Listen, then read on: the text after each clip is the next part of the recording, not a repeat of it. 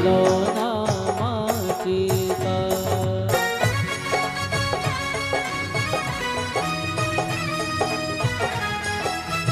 हरि बोल।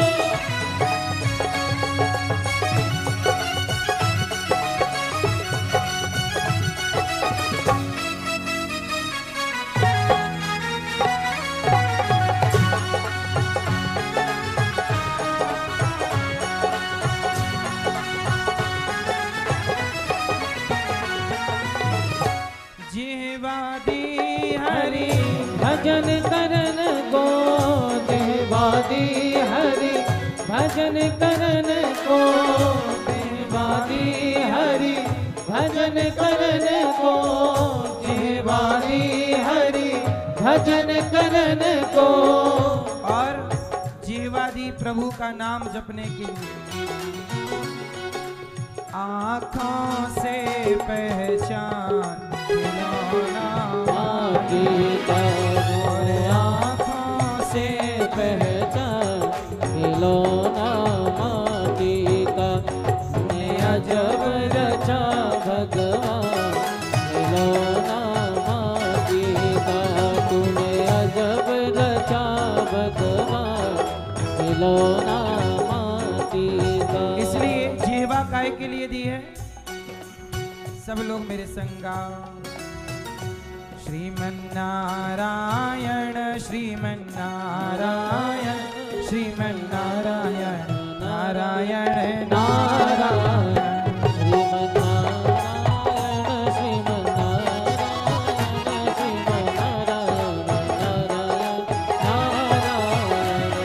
कहते हैं कि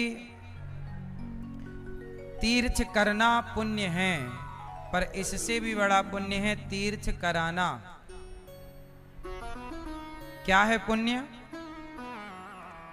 इसलिए मैया ने सबको ला करके वृंदावन के दर्शन कराए, कथा सुनवाई। इससे बड़ा पुण्य क्या है? पुण्य बहुत सारे हैं, पर सभी पुण्यों में श्रेष्ठ पुण्य है तीर्थ कराना, और यही मैया ने किया है।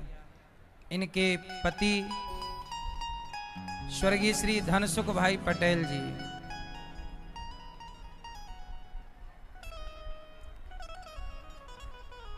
आपके पति मैया के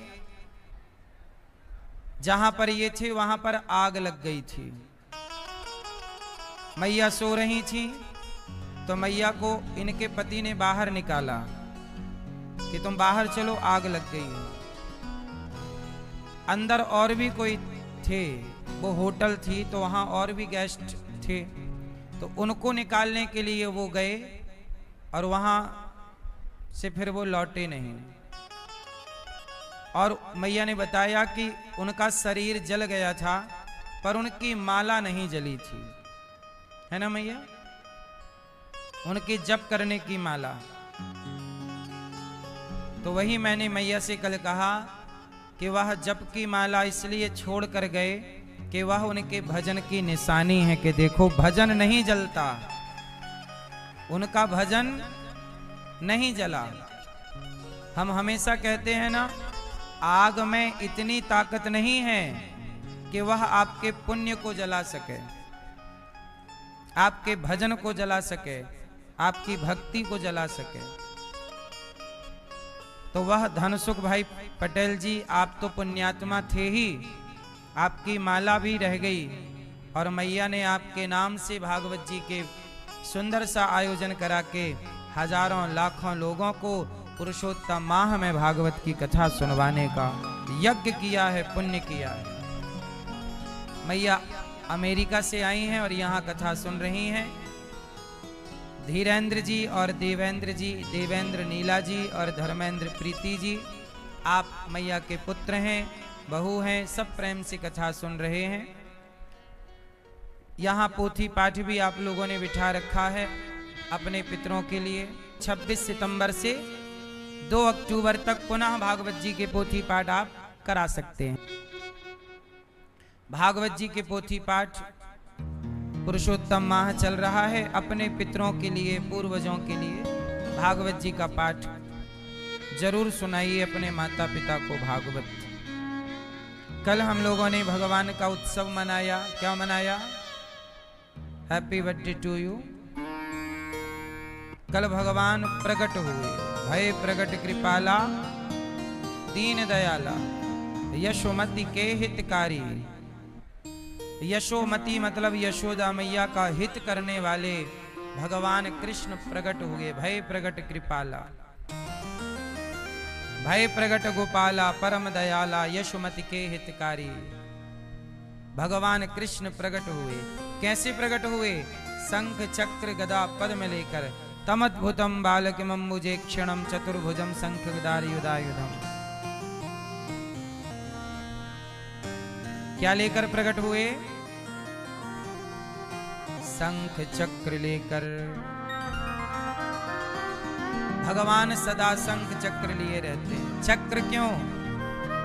अपने भक्तों के रास्ते पे आने वाले संकट को काटने के लिए,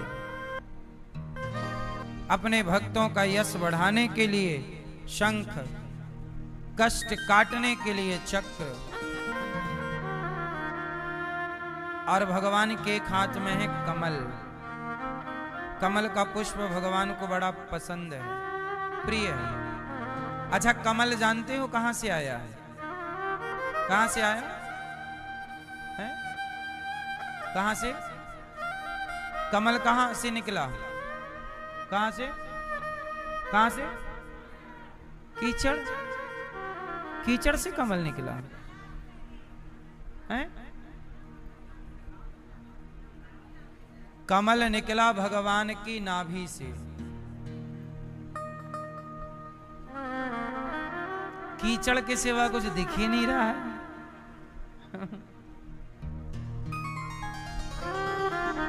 कमल कहां से निकला? भगवान नारायण की नाभि से कमल। फिर कमल में ब्रह्मा जी प्रकट हुए। कमल, ब्रह्मा, कमल क्या है? ब्रह्मा जी का बनाया नहीं है कमल। ब्रह्मा जी की बनाई सृष्टि में कमल नहीं आता, इसलिए भगवान की सुंदरता की उपमा कमल से दी जाती है ना? नव कंज लोचन कंज मुख कर पद कंज। भगवान के सुंदर से नेत्रों को कमल की पंखुड़ी की तरह कटीले नेत्र हैं। नव कंज लोचन। भगवान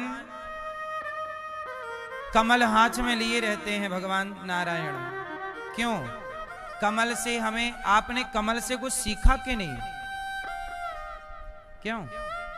आपने कमल से क्या सीखा? कमल देखा आपने? पुष्प, क्या सीखने को मिला उससे?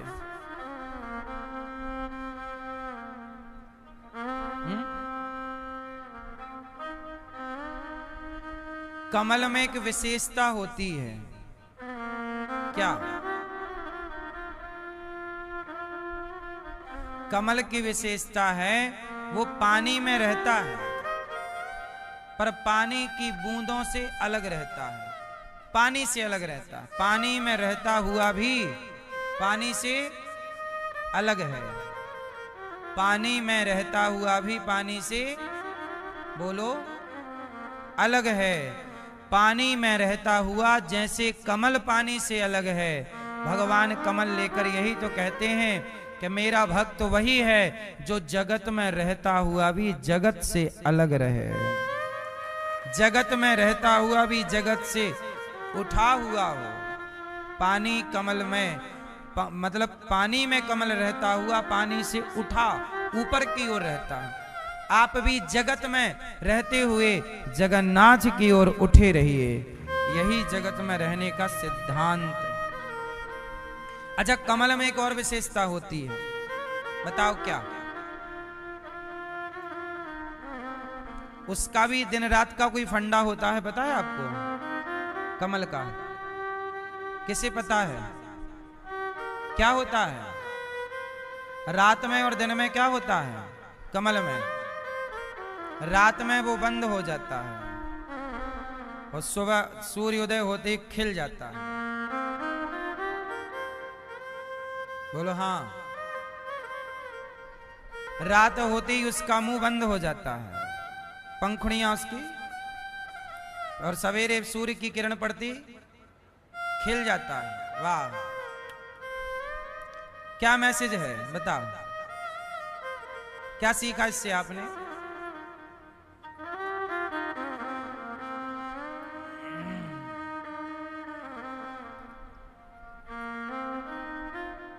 क्या सीखा? अंधेरा होते ही कमल, सवेरे होते ही कमल खिल गया।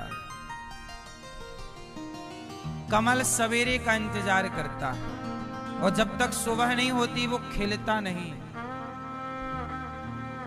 पहली सीख तो ये है कि आज रात है, मतलब आज आपका बुरा दिन है, बुरा टाइम है, तो शांत रहिए कमल की तरह, क्योंकि दुख का अंधकार है, सुख का प्रकाश आने दीजिए, वेट कीजिए, इंतजार कीजिए।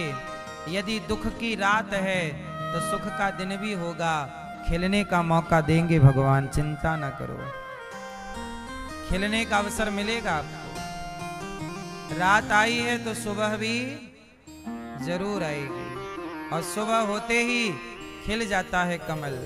और हम तो आपसे यही कहते हैं कि खिले हुए रहना चाहिए कमल की तरह, इसलिए भगवान कमल को रखते हैं।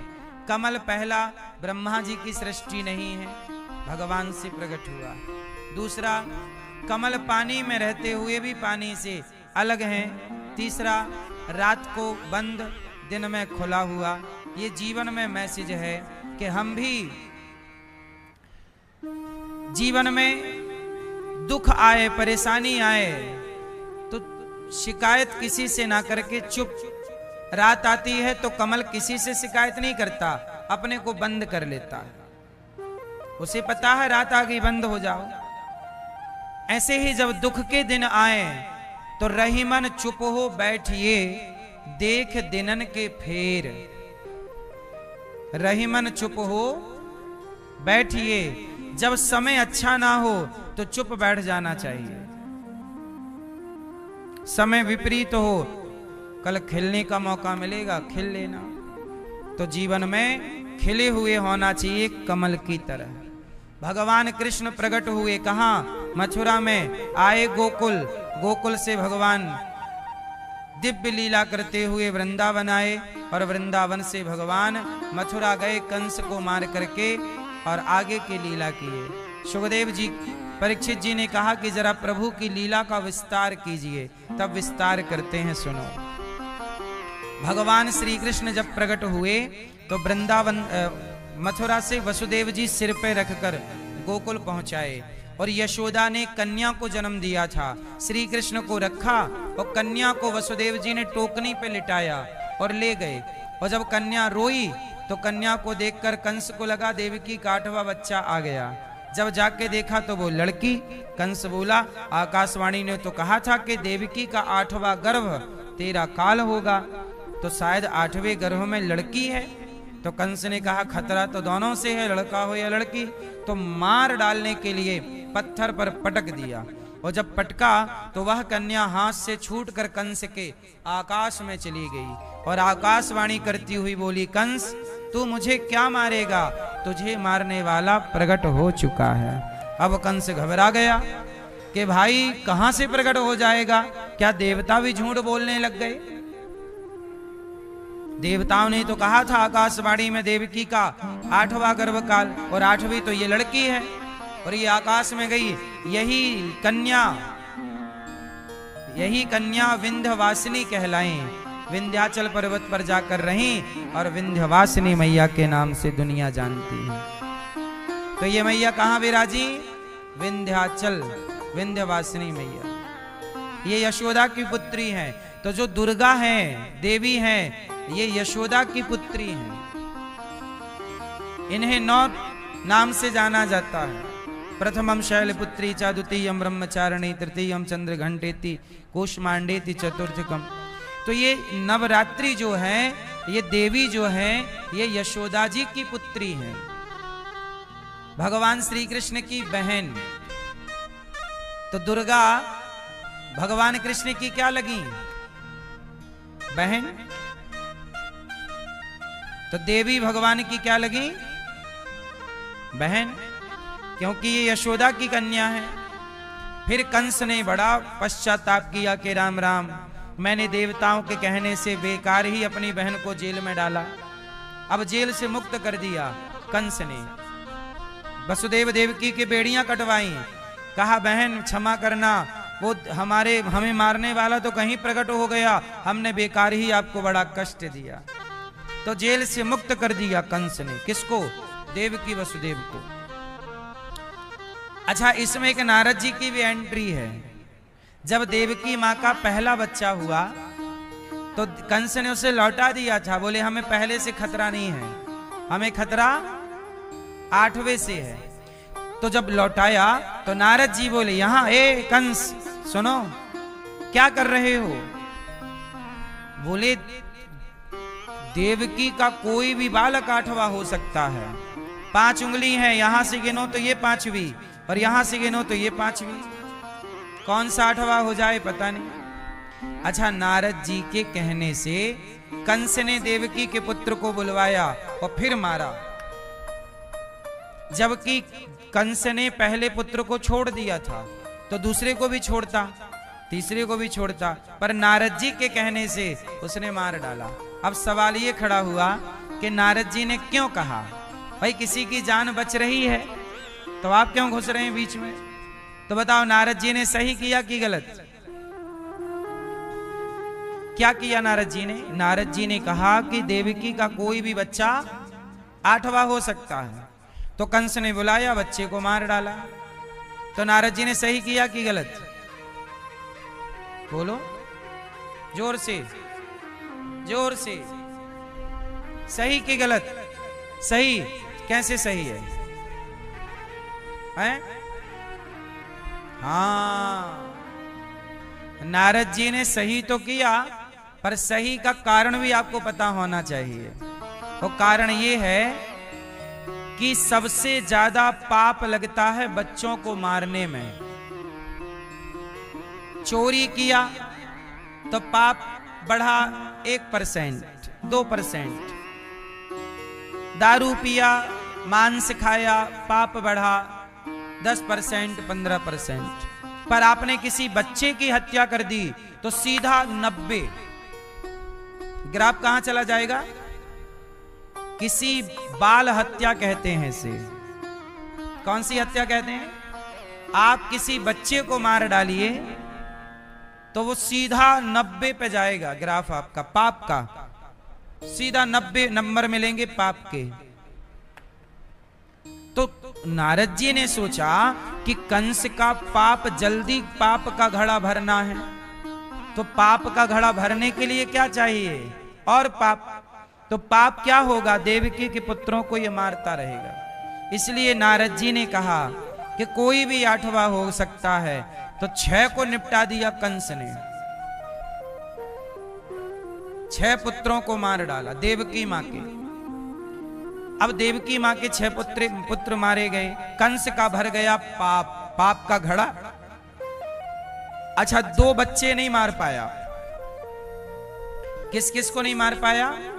7वें गर्भ में लक्ष्मण जी आ गए बलराम बनकर, तो वह भगवान माता देवकी के गर्भ से रोहिणी के गर्भ में ट्रांसफर कर दिया। रोहिणी भी वसुदेव जी की पत्नी है, पर रहती नंद बाबा के पास थी, क्योंकि जब कंस ने वसुदेव को बंदी बना लिया तो वसुदेव जी की जो अन्य पत्नियां थीं, नंद बाबा की वसुदेव जी से बड़ी दोस्ती थी। तो वसुदेव जी ने अपनी पत्नियों को और अपने राज्य को नंद बाबा के भरोसे छोड़ दिया था कि आप मित्र हैं मेरे, आप मेरे परिवार की रक्षा कीजिएगा। तो यशोदा के साथ माता रोहिणी भी रहा करती थी। तो जब देवकी माँ का 7वां गर्भ भगवान ने निकाला, और निकाल के कैसे निकाला? देवकी के गर्भ से निकाला और रोहिणी माँ के गर्भ में ट्रांसफर किया, तो वो 7वां गर्भ था, वही कहलाए बलराम जी। तो ये गर्भ से निकालने का प्रोसेस कोई आज का नहीं है, 5,500 साल पुरानी प्रक्रिया है। आज भी विज्ञान एक स्त्री के गर्भ को निकालकर दूसरे स्त्री के गर्भ में ट्रांसफर कर देता है। आधा बच्चा आपके पेट में तैयार होगा, आधा फिर उसके, ये भी एक प्रोसेस है मेडिकल साइंस में। और ये आज की विद्या नहीं है, ये तब का साइंस है। यही है साइंस, विज्ञान। हमारे शास्त्रों में भी गूढ़ विज्ञान है, पर चूंकि हमने स्टडी नहीं की, अपने को पढ़ा ही नहीं, तो वो चीजें रह गई। फिर तो अच्छा, कंस को पता लगा कि देवकी का 7वां गर्भ नष्ट हो गया। नष्ट हो गया मतलब गिर गया, गर्भपात हो गया। तो 8वें रूप में जब भगवान कृष्ण आए तो अदला बदली हो गई, वहां चले गए, कन्या आ गई, कंस हो गया कंफ्यूज। अच्छा, कंस ने कितने बेटे मारे माता देवकी के? टोटल मार दिए। अच्छा ये बताओ, ये मरे हुए पुत्र मर ही गए के बाद में जीवित हुए? बोलो हैं? मर ही गए के जीवित हुए? सुनो, ये जो पुत्र मारे गए कंस के द्वारा, ये सालों बाद जिंदा हुए थे। किसने जिंदा किया था? भगवान श्री कृष्ण ने। क्यों जिंदा किया था? इसकी भी एक कथा है। पहले आपको एक बात बतानी होगी। एक तराजू लो और तराजू के एक पलड़े पर यशोदा को रखो और दूसरे पलड़े पर देवकी को रखो, तो बताओ किसका पलड़ा भारी होगा? किसका? किसका? हाँ? यशोदा माँ और देवकी माँ को तराजू के एक पलड़े पर बिठाओ, किसका पलड़ा भारी होगा? मैया गुलाबी मैया है? यशोदा माँ का। किसका पलड़ा भारी होगा? किसका? जल्दी बताओ, किसका? यशोदा का। क्यों? देवकी माँ का पलड़ा कभी भारी हुआ ही नहीं। क्यों? इस क्यों का उत्तर सुनिए। ये क्यों उन्हीं 6 पुत्रों से जुड़ा हुआ है। क्यों? इस क्यों का उत्तर तब मिल जाएगा जब आप ये समझ जाएंगे कि जब भगवान कृष्ण बड़े हुए और यशोदा माँ को, नंद बाबा को वृंदावन में छोड़कर जब भगवान मथुरा गए और कंस को मारा, और जब कंस को मार के भगवान द्वारिका गए, कहाँ गए? और जब यशोदा देवकी मैया द्वारिका गई, तो देवकी माता ने कन्हैया के बारे में सुना। अच्छा, देवकी माँ को पहले ये नहीं पता था कि मेरा बेटा भगवान है। देवकी माँ को ये पता नहीं था कि कृष्ण भगवान है। कृष्ण भगवान है, ये बात कब से पता लगी लोगों को, पता है आपको? कृष्ण भगवान है, ये बात कब से पता लगी लोगों को? ये बात तब से पता लगी जब भगवान श्री कृष्ण पढ़ने के लिए उज्जैन गए, और उज्जैन में एक घटना घटी, और वो घटना ये थी कि गुरु सांदीपनी जी के यहाँ भगवान 64 दिन रहे, 64 डेज। जब वहां से पढ़ाई पूरी हो गई भगवान की और भगवान वापस मथुरा आने लगे, तो पहले के जमाने में नियम था कि जब आपकी पढ़ाई पूरी हो जाती थी तो आप गुरुजी से कहा करते थे कि गुरुजी दक्षिणा में क्या लेंगे। तो भगवान कृष्ण भी सांदीपनी जी के पास गए, गुरुजी पढ़ाई पूरी हो गई, क्या लेंगे दक्षिणा में?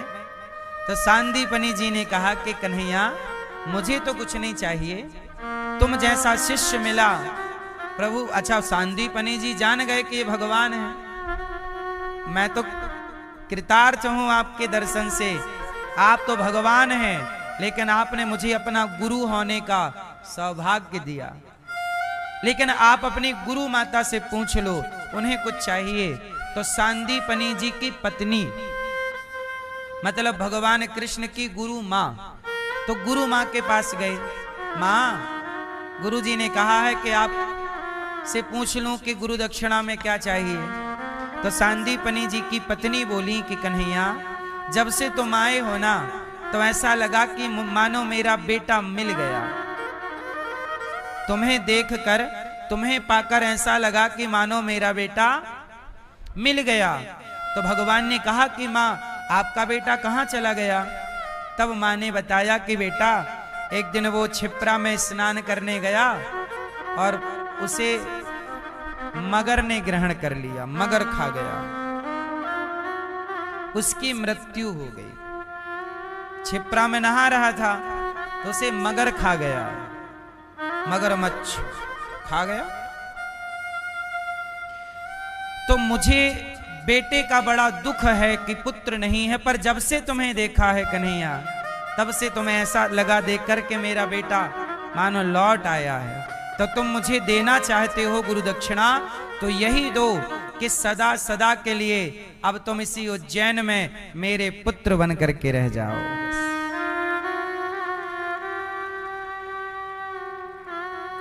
अब मैं आपको छोड़ना नहीं चाहती। कृष्ण जैसे बेटे को कौन छोड़ना चाहेगा? भगवान बोले, माता ये संभव नहीं है, ये संभव, मुझे आगे बहुत लीला करनी है, कार्य करना है। तो फिर मां, आपके पुत्र को मैं वापस कर दूं तो? गुरु मां ने कहा कि बेटा वो मर चुका है, उसका तो शरीर भी सालों पहले, 10 साल पहले की घटना है ये। अब तो अवशेष भी नहीं है कुछ, जिंदा तो हो ही नहीं सकता। भगवान बोले कि मां, मेरे लिए कुछ भी असंभव नहीं। अच्छा, तब भगवान कृष्ण उज्जैन से सीधा यमपुरी गए।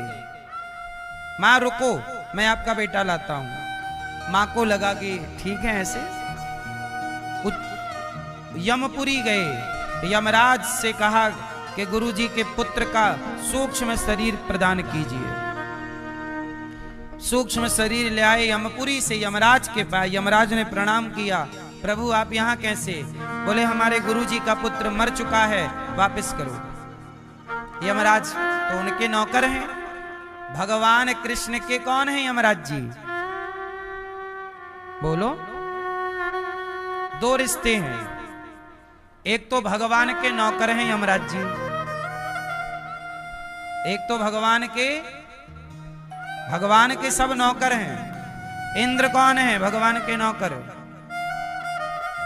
भाई जितने भी जो है सब ना नौकरी कर रहे हैं, यहां तक कि भगवान के नौकर सब नौकरी कर रहे हैं।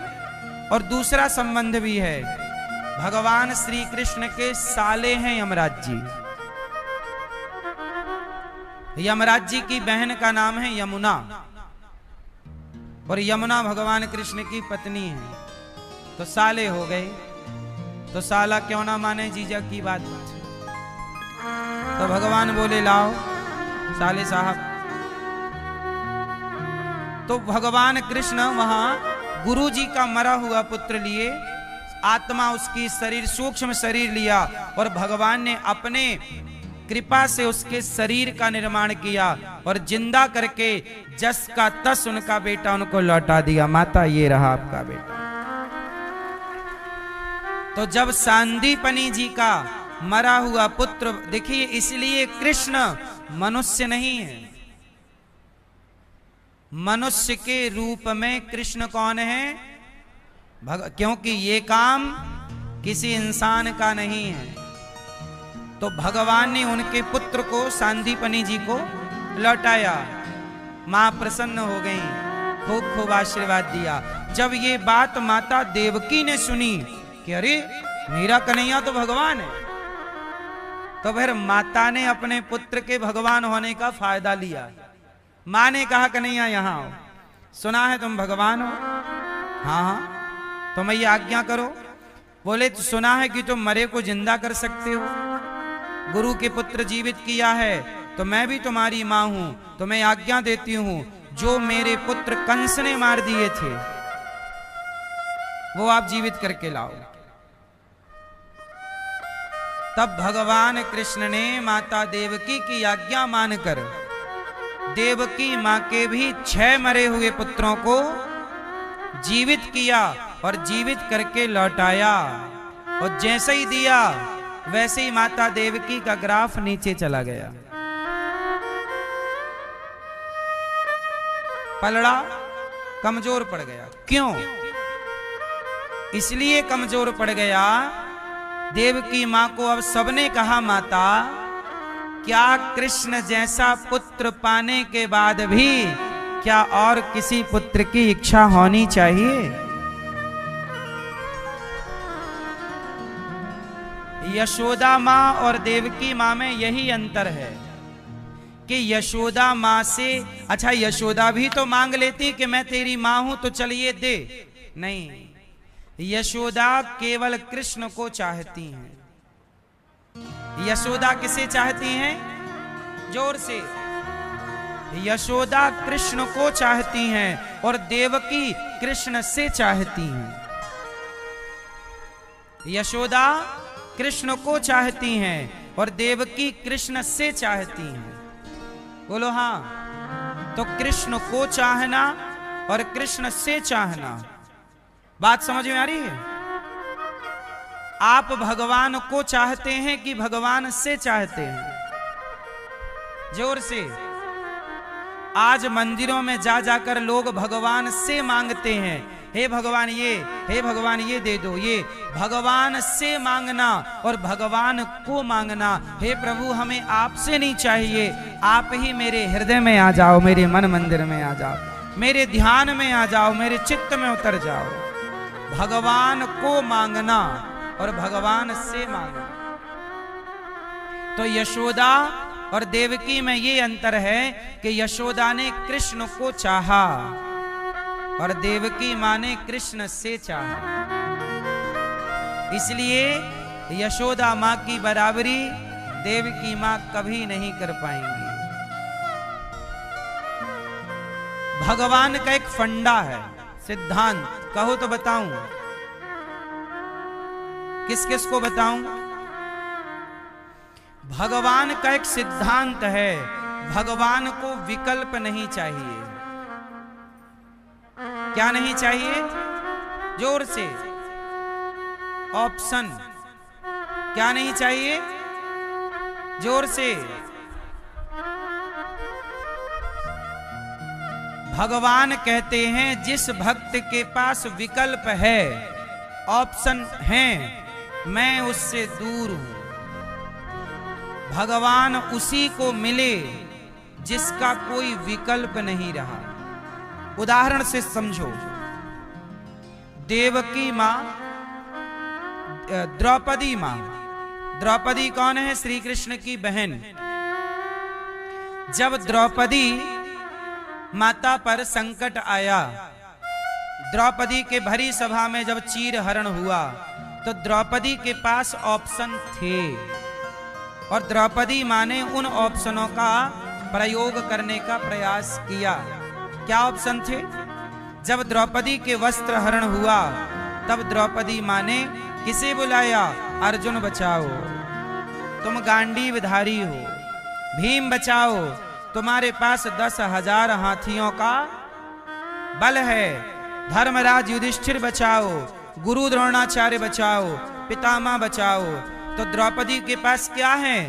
ऑप्शन है, विकल्प है, ये। तब तक भगवान नहीं आए। अच्छा द्रौपदी, उन्हीं को बुलाओ, जाओ बुलाओ। भगवान कहते हैं जब तक आप किसी और पे भरोसा करोगे तब तक मैं नहीं आऊंगा। इसलिए भक्त कौन है?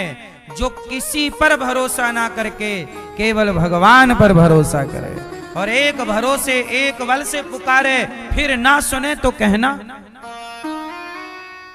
आप 17 लोगों पे भरोसा करते हैं और आप बाद में क्या कहते हैं, महाराज जी हम जिस पे भरोसा करते हैं वो तोड़ देता है। तो जब हम कह रहे हैं गला फाड़ फाड़ के कि मत करो भरोसा, संसार नहीं है भरोसे के योग, तो क्यों करते हो? और करते हो तो फिर पाओगे, है ना। इसलिए किस पर भरोसा? एक भरोसे एक बल, एक आस विश्वास, एक राम घनश्याम हित, चातक तुलसीदास।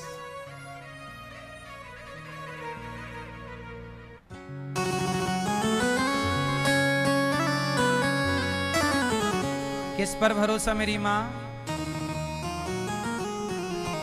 किसी पर भरोसा मत कीजिए। किस पर भरोसा करेंगे? अच्छा ये बताओ, आप संसार पे भरोसा करते हैं, कोई लाभ मिलता है? दुनिया भरोसा तोड़ती ही है। आप कर लो भरोसा। कौन, किस पे भरोसा है आपको? आप बताओ, आप किस पे भरोसा करते हो? हाँ आप ही बताओ, हैं? ये बताएंगे आप किस पे भरोसा? माँ बाप पर?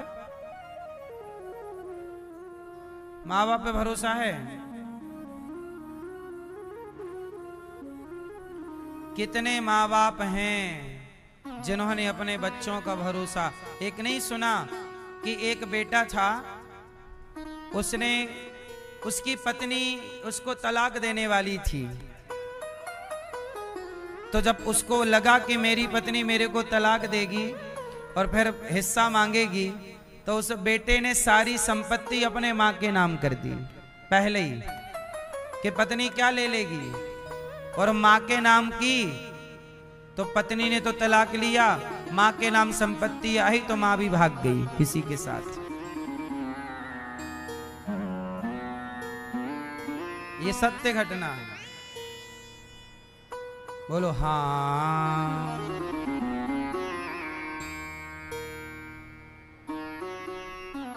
कलयुग है, सब कुछ देखने को मिलेगा आपको।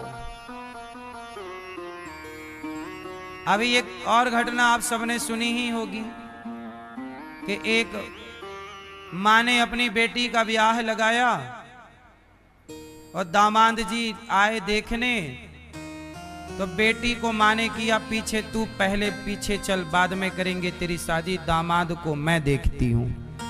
तो वो दामाद के संग भाग गई, अभी ब्याह नहीं हुआ, वो भाग गई, बोले तू रुक बेटी, मैं आती हूँ घूम फिर के।